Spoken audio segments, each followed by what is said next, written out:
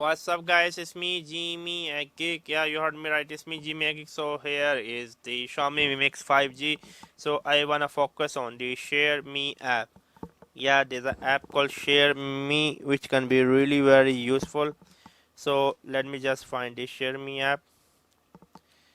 ShareMe. Here you go. ShareMe app. So here you can send and receive file easily. To be honest with you. So this is a ShareMe app. I really like this app. You can easily send like a file or something like that, whatever you want, a photo maybe I wanna send this photo. Okay, so yeah, I can send some photo and then click send. Location service are off. So yeah, the ShareMe app work really very good, to be honest with you. Nothing complain on that. It's really very simple, to be honest with you. Yeah, it was me, JimmyaGeek. Subscribe.